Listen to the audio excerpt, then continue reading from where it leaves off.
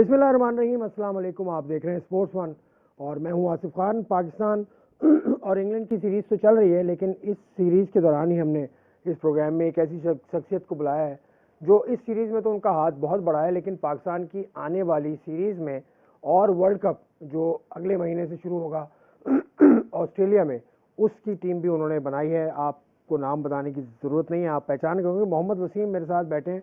पाकिस्तान के लिए test match तो खेला और बड़े स्टाइलिश बैट्समैन हुआ करते थे, राइट हैंडर, और अपने पहले टेस्ट में सेंचुरी उन्होंने बनाई थी। लेकिन जो पहली टीम इन्होंने सेलेक्ट की थी वो गालिबन 2021 में की थी। दिसंबर 2020 में ही was appointed as the chief selector of Pakistan और उस वक्त से अब तक तनकीद की जद में रहते हैं। मैं आज इनसे सवाल करूंगा फ्यूचरिस्टिकली इनका क्या प्लान है, और जब इन्होंने संभाला था चार्ज तो उस वक्त किस प्लान के तहत ये आए थे और अब तक कितने कामयाब उसमें हुए हैं। मोहम्मद वसीम साहब, आपको खुशामदीद कहूँगा। बहुत शुक्रिया कराची आप आए और हमारे स्टूडियो आए। Thank you Asif, thanks for inviting. और अच्छा लग रहा है तकरीबन 1 साल के बाद आप शायद दोबारा आपके स्टूडियो में आया हूँ। एक साल उससे पहले इंटरव्यू आपका किया था हमने, लेकिन इधर ही बैठ के हुआ था, इधर ही बैठ वीडियो लिंक पे किया था जी। स्टूडियो की बात कर रहा हूँ। चलें वसीम भाई, आप सिलेक्टर हैं, खुश हैं अपनी सिलेक्शन की कारकर्दगी से? आप दिसंबर 2020 से सिलेक्टर हैं, ऑलमोस्ट 2 साल आपको हो गए। देखिए, इसमें अगर आप खुश या मुतमईन वाला, अगर आप मुतमईन वाला वर्ड अगर आप वो उस तरफ जा रहे हैं, तो ऑब्वियसली ये जॉब ऐसी है कि इसके अंदर हमेशा बिल्कुल भी आप मुतमईन होकर नहीं बैठ सकते, और उससे बढ़ के कि आप हर किसी को मुतमईन भी नहीं कर सकते, क्योंकि सिलेक्शन एक ऐसी एक मतलब जॉब है कि जिसमें आप हर बंदे का अपना एक ओपिनियन होता है। आप छोटी सी शॉप पे चले जाएं या किसी ऑफिस में चले जाएं, किसी बैंक में चले जाएं, किसी क्रिकेट कम्युनिटी के अंदर आप अपने कोलीग्स के पास जाते हैं, अपने दोस्त क्रिकेट में, तो हर बंदे का अपना ओपिनियन होता है। और वो ओपिनियन हमारा यहाँ पे थोड़ा सा ये भी है ना कि बस वही है, वैसे ही करना है, अदरवाइज तो गलत है जो भी कर रहे हैं।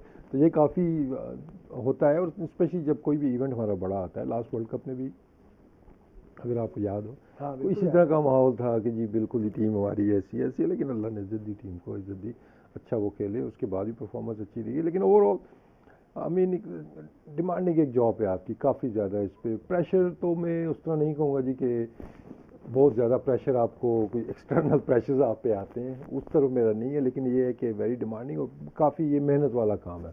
देखने में लगता है कि आसान है, बस आपने टीम अनाउंस कर दी, लेकिन उसके पीछे पाकिस्तान जैसे मुल्क में आपको बैरूनी दबाव का सामना नहीं है, आप ये कह रहे हैं? कोई फ़ोन नहीं आता, कोई पर्ची आपके पास नहीं आती, इस बात को भी क्लियर करें आप।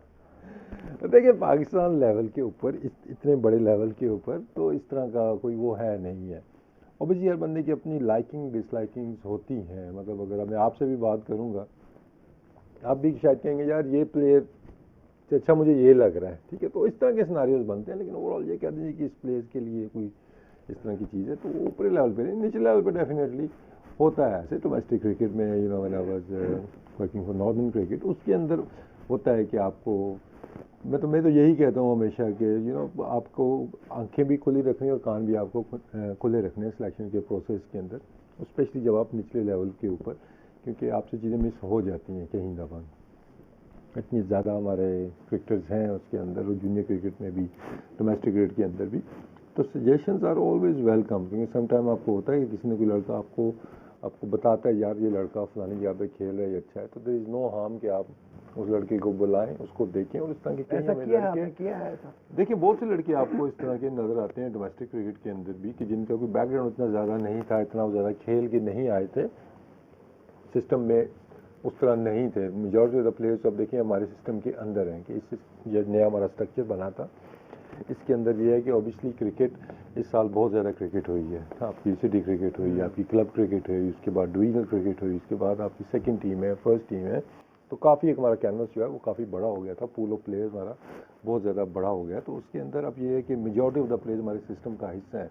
लेकिन अगेन मैं हमेशा नज़रें दौड़ाता रहता हूँ इधर उधर कि कोई ऐसा प्लेयर नज़र आ जाए, या कोई सजेस्ट करता है ये प्लेयर फलाने इलाके का वहाँ पे अच्छा खेल रहा है, या समटाइम आपको सोशल मीडिया पे कुछ चीज़ नज़र आ जाती है, किसी की वीडियो आप देखते हैं, तो हम उस पर हमारा होता है कि यार कोई लड़का हमसे कोई मिस ना हो जाए। आप जूनियर पे हम पहले बात कर रहे थे, जूनियर लेवल पर आपकी इन्वॉल्वमेंट कितनी है? देखिए, ऑब्वियसली हमारी जूनियर सिलेक्शन कमेटी मौजूद थी, पास में सारी सिलेक्शंस वो करते आए हैं। लेकिन जब आप किसी भी लेवल के ऊपर, टॉप लेवल के ऊपर, जब आप सिलेक्शन का एक प्रोसेस आपके हाथ में होता है, तो आप किस वेरी इंपॉर्टेंट कि आपके पास सारी इन्फॉर्मेशन नीचे से लेके, जो बिल्कुल आपका बॉटम टीयर है, एज ग्रुप क्रिकेट है, वहाँ से लेके ऊपर तक आपकी एक कोऑर्डिनेशन होनी चाहिए। उस पर काफ़ी हमने काम किया है कि हमारी एक अच्छी कोऑर्डिनेशन हो, ताकि जो लड़के फिल्टर होकर ऊपर आ रहे हैं तो वो बिल्कुल एक फेयर तरीके से है, और उस पर काफ़ी हद तक हमें कामयाबी मिली है। लेकिन बात फिर वही है कि इट टेक्स टाइम। इस साल चीज़ें बहुत बेहतर हुई हैं, अगले साल इसमें और बेहतरी आएगी। तो आहिस्ता आहिस्ता ये प्रोसेस भी और ज़्यादा, जिसमें आपको कहते हैं ना कि शफाफियत और ज़्यादा इसमें नज़र सिंध की आएगी। टीम अभी चैंपियन बनी, सऊद शकील उसके कैप्टन थे, सरफराज थे उसमें, सुहेल खान थे उसमें, बहुत सारे लड़के थे उसमें। वो टीम भी आप ही ने सेलेक्ट की थी?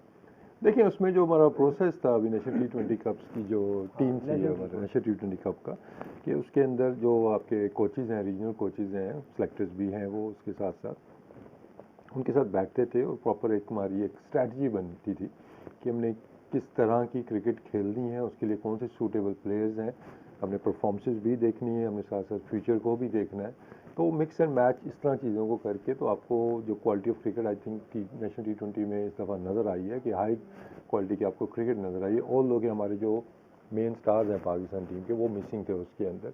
लेकिन फिर भी जिस तरह की क्रिकेट हुई है, शुएब आपने भी मलिक फॉलो उसमें खेल किया। रहे थे, हाँ सरफराज उसमें खेल रहे थे, आप कह रहे हैं मेन स्टार मिसिंग है? नहीं, हमारी जो मेन जो करंट प्लेयर्स हैं हमारे पाकिस्तान टीम वाले हैं, ऑब्वियसली वो मिसिंग एक फैक्टर था, जो कि काफ़ी ज़्यादा एक अट्रैक्शन होती है नेशनल T20 कप में कि लाइक्स ऑफ बाबर, रिजवान, ये सारे खेलते हैं। लेकिन इस दफ़ा स्केजुलिंग ऐसी थी कि वो मौका नहीं बन सका उनके लिए। लेकिन फिर भी अगर आप देखते हैं टॉप लेवल की क्रिकेट हुई है उसके अंदर, और टीमों के अंदर आपको फ्यूचर के प्लेयर्स भी नज़र आ रहे हैं, जो आपके डोमेस्टिक के परफॉर्मर्स थे वो भी आपको नज़र आ रहे हैं। तो कम्पेटिटिव क्रिकेट भी हुई, उसमें जो हमारे डोमेस्टिक प्लेयर्स हैं वो भी खेले हैं, जो मतलब खेलते आ रहे हैं। उसके साथ साथ जो नए लड़के आपको नज़र आए हैं वो आपने भी देखे होंगे, चाहे वो सिंध की टीम है, बाकी टीमों में आपको एक एक दो दो लड़के आपके ऐसे नज़र आएंगे जो आप कहते हैं कि यार वाह, ये एक दो साल में, 3 साल में एक बड़ी प्रोडक्ट बन सकते हैं। मैं बात करूंगा पाकिस्तान टीम के हवाले से भी, और उसका मिडल ऑर्डर के हवाले से जो बात हो रही है, वर्ल्ड कप की जो टीम के हवाले से बात हो रही है, लेकिन मैं कुछ और बातें कर लूं वसीम से। वसीम, आपने जो सिलेक्शन की है अब तक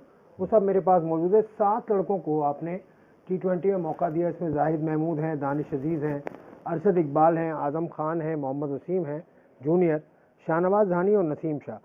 इनको आपने उठाया था। इनमें से कुछ लड़कों को छोड़ के तो बाकी अभी तक टीम के साथ हैं। अरशद इकबाल थोड़ा सा खेले, दानिश अजीज़ भी इन आउट होते रहे, जाहिद महमूद शुरू में खेले और फिर बाहर हो गए।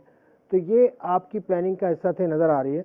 जाहिद महमूद के हवाले से क्या है, इतना टैलेंटेड वो लेग स्पिनर है, उसको मौका कंसिस्टेंट नहीं मिल रहा या कोई और वजह है? देखें, जाहिद जहाँ तक अगर आप वो सिलेक्शन की बात करेंगे तो आए थे हमारी टेस्ट टीम के अंदर पहले। टेस्ट टीम में ही उसको आना चाहिए हमारी था, टेस्ट टीम में टॉप वो आए थे, क्रिकेटर और था उस वो। टाइम उन्होंने, क्योंकि देखिए सिलेक्शन का जो प्रोसेस है उसको अगर मैं थोड़ा सा उसको एक्सप्लेन करने की कोशिश करूँ कि कुछ चीज़ें जो जिस तरीके से चीज़ें हमने की हैं, जितने ये 1.5-2 साल मुझे हो गए हैं यहाँ पे आते हुए, एक तो सबसे पहले मेरी प्रायोरिटी थी डोमेस्टिक क्रिकेट की, हमने जो है उसकी वैल्यू रखनी है कि उसकी जो परफॉर्मर्स हैं कि उनको मौके मिले, ठीक है ना। एक तो मेरा फोकस इसके ऊपर था। दूसरा, अगर आप देखेंगे कि इसमें आपको जो काफ़ी हद तक एक चीज़ कंसिस्टेंसी आपको नज़र आएगी सिलेक्शन के अंदर भी, और साथ साथ फेयर चांस की जो पॉलिसी है। कुछ नाम जो आपने लिए हैं उसमें इक्का दुक्का प्लेयर कोई ऐसे होंगे कि शायद उनको लंबी रन नहीं मिली, लेकिन वो प्लेयर्स आए थे इंजरी की रिप्लेसमेंट के ऊपर या नॉन अवेलेबिलिटी के उसके ऊपर। तो ऑब्वियसली जब आपका मेन प्लेयर वापस आता है तो then you have to leave the spot. तो उसमें एक दो को लड़के ऐसे अरशद इकबाल है उसमें, उसके अलावा अरशद, मेनली दानिश आपको अजीज है। अरशद ही नजर आएगा उसके अंदर। तो क्योंकि फास्ट बॉलर्स हमारे, आपको पता है कि हमारे पास काफ़ी ज़्यादा अच्छी मतलब तादाद में मौजूद है, क्वालिटी भी काफ़ी ज़्यादा, we are blessed with the fast bowlers. बाकी जहाँ तक है कि फेयर चांस पॉलिसी, उसके बाद ये है कि लड़कों को कंसिस्टेंसी, जब आप एक शो करते हैं सिलेक्शन के अंदर, तो टीम का जो आपका एक इन्वायरमेंट होता है कि उसके अंदर शायद जो पास में हमारा एक मसला रहा था कि अनसर्टनिटीज़ थी, कि गैर यकीनी सूरत हाल होती थी ना, प्लेयर के दिमाग में चल रही होती चीज़ें कि यार ये पता नहीं मैं एक मैच में परफॉर्म नहीं करूँगा तो शायद मैं टीम से बाहर हो जाऊँ, ये 2 मैचों में। तो वो चीज़ आपको नज़र नहीं आएगी कि हमने कोशिश यही की है कि एक लंबी रन उस प्लेयर को दी जाए जो भी सिलेक्ट होता है, क्योंकि सिलेक्ट अगर वो हुआ है तो किसी प्रोसेस के तहत ही होया है। चाहे वो आपके स्पिनर्स हैं, चाहे आपके फास्ट बॉलर्स हैं, जो बैट्समैन हैं वो बड़ी स्ट्रगल करके, बड़ा परफॉर्म करके वो ऊपर आए हैं। तो 1-2 मैचेस दे के उसके बाद उनकी तरफ ना देखना ये ज़्यादती थी, और इस तरह मतलब पास में हुई है ऐसी एग्जांपल। तो मेरी प्रायोरिटी ये थी कि एक तो हमने कंसिस्टेंट रहना है, क्योंकि देखिए अगर आप किसी एक प्लेयर को एक मैच के लिए पिक करते हैं उसके बाद आप उसको ड्रॉप कर देते हैं या बिल्कुल भुला देते हैं, दैट शोज के आपने जब उस टाइम गलती की थी जब उसको पिक किया था, या फिर आप अब गलती कर रहे हैं जब आप उसको ड्रॉप कर रहे हैं।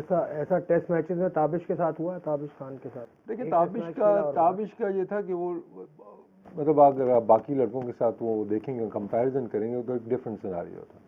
और उसके अंदर मैं फिर कहूँगा कि उस टाइम पे जो हमारी रिप्लेसमेंट थी फास्ट बॉलर्स की, क्योंकि जो रोल के लिए हमने ताबिश को पिक किया था उस टाइम वो हम अब्बास थे टीम के अंदर। ठीक है, तो अब्बास उस टाइम पे अवेलेबल नहीं थे, तो वहाँ पे एक जगह बनी कि जहाँ पे मैं उस टाइप का बॉलर चाहिए, और ताबिश की बड़ी सर्विसेज यूनिवर्सिटी क्रिकेट के अंदर वो आए।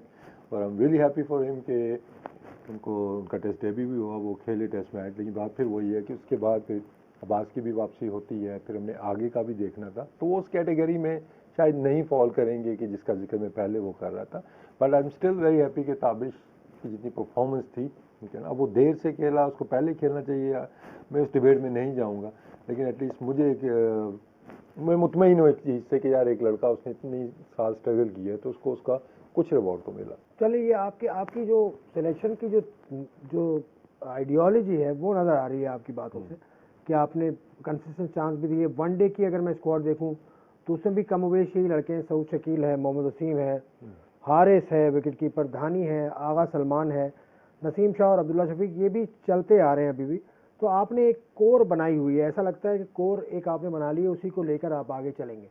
देखिए वही, जब मैं कंसिस्टेंसी की बात कर रहा हूँ तो ये चीज़ें फिर आपने देखनी है कि जब आपने लड़के पिक किए हैं, ऑब्वियसली आप रैंडमली पिक नहीं करते कि यार इसको ले लेते हैं, इसको ले लेते हैं। उसका एक पूरा प्रोसेस है, उसकी उनकी डेवलपमेंट कैसी उनकी चल रही है, उनकी ग्रोथ कैसे हो रही है, ये सारी चीज़ें देखते हुए आप एक लड़का पिक करते हैं। तो ऑब्वियसली फिर जैसे मैंने पहले कहा कि एकदम आप किसी को डिस्कार्ड करेंगे तो फिर आप अपने साथ भी थोड़ी सी वो कर लेंगे, यार शायद मैंने गलती कर दी है। आई थिंक जितने भी आपने प्लेज लिए इनके बड़े परफॉर्मेंसेज इनकी डोमेस्टिक क्रिकेट के अंदर, किसी की 1 साल होगी, किसी की 2 साल होगी, किसी की 3 साल, आपको कंसिस्टेंट परफॉर्मर आपको नजर आएगी।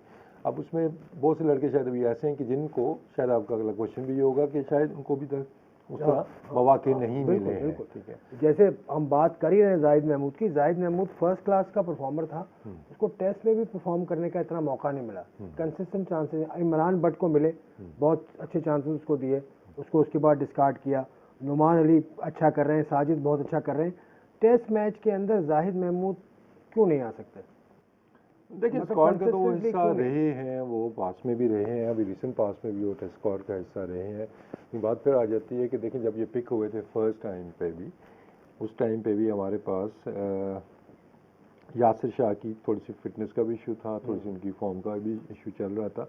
उसके बाद जब वो भी लास्ट सीरीज हमारी हुई थी तो उसके अंदर यासिर शाह ने अपना रिकवरी कर ली थी, इंजरी से भी उनकी बॉलिंग फॉर्म भी बेहतर लगी थी, जिसकी वजह से वो वापस आए।